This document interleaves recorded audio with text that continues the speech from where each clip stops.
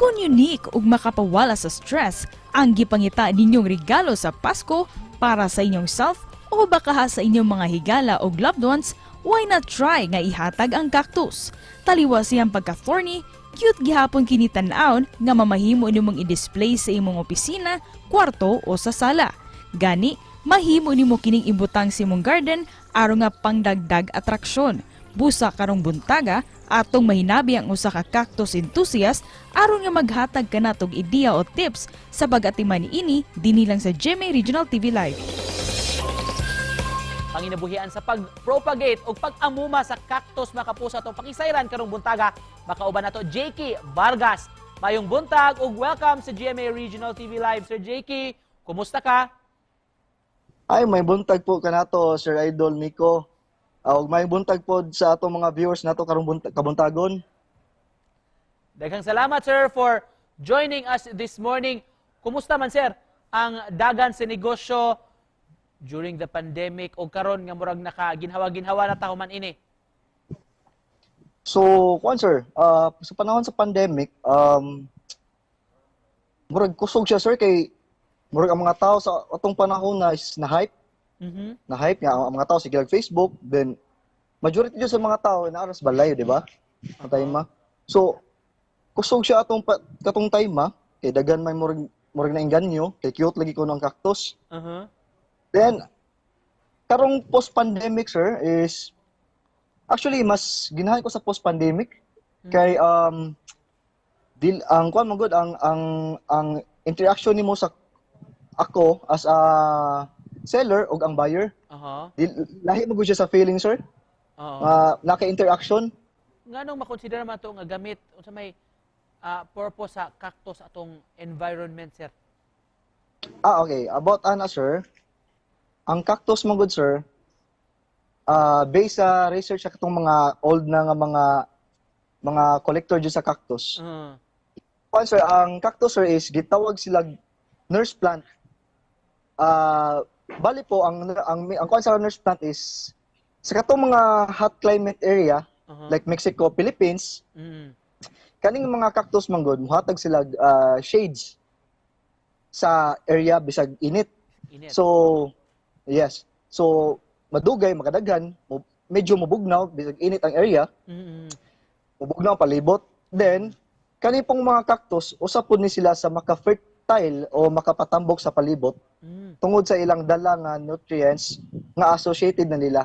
So JK, kano sa ka nagsugod sa pagnegosyo sa mga cactus sir o nganong nadasig maka-motivated makapadayon ini? So, sir, it was around way back 2019. Wala pati pandemic si Mama is na-store sa Ayala. Okay. Ayala, Cebu. Maligya siya tanom. Then atong time is wala pa ko'y trabaho pero nangita na ko job seek na ko. So for the meantime wala pa magoy trabaho na ako sa inibantay sa iyang tindahan. Then nakunahon na ako nga pwede siguro ko mag negosyo. Mamaligya. Dili po siguro negosyo murag extra income na siguro sir bagay. Nangita pa magoy trabaho to time So extra income. Naka-sample nga mapakita na mo sir unsa man nga klase kuno nga sige na sir. For example sir kani this is family sa cactus. This one is Gymnocalycium carnelian. Kani daghan siya saha kani ra man ikuan siya isaha ra man iparot sir dito. Then for example kani pod this one is Gymnocalycium agua dulce. Klase po siya sa cactus sir nga wala kay thorns. Kasi kani po is na thorns. So daghan klase ang cactus sir. Daghang pilian. Daghang mapilian. Unsa pinakamahal nga klase ana sa imong mga baligya sir? Sige gipatubo nimo cactus. Ako sir is sa ako magud sir wala ko nag-target og sobra ka mahal kay ako mga buyers man gud di ko mohatag og mahal. At kay ginahan ko mo share sir nga nila pod nga naapod sila inang ana ka collection. So akong mga target sir gipamalit more mga less jud hugla to mga less 10K lang. Unsa ang pag-atiman og cactus sir? Ang pagkatiman sa cactus, sir, is wa jud problema, sir. Super less maintenance jud kaya sila.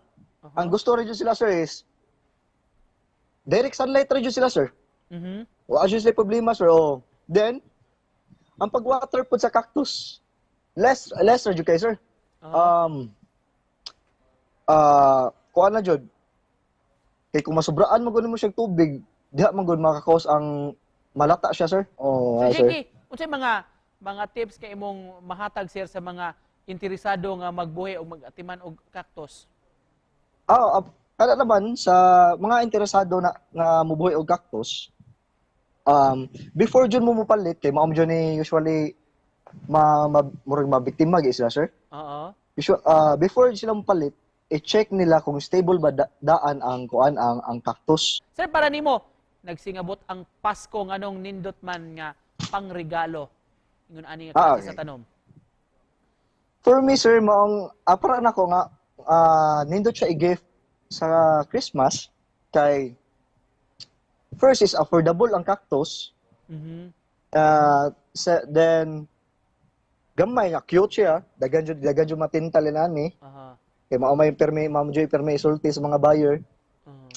Then maong nindot siya, sir, i-gift sa Christmas kay namgay ubang cactus same sa color sa Christmas, yellow, green, red. Murag ang spirit sa Christmas, murag kuan ba murag kuan siya sa cactus, murag connected ba? Itong sa color o Sir, sa mga Tinuod interesado mupalit o maki-coordinate nimo asa man sila maka-contact sa imo, sir?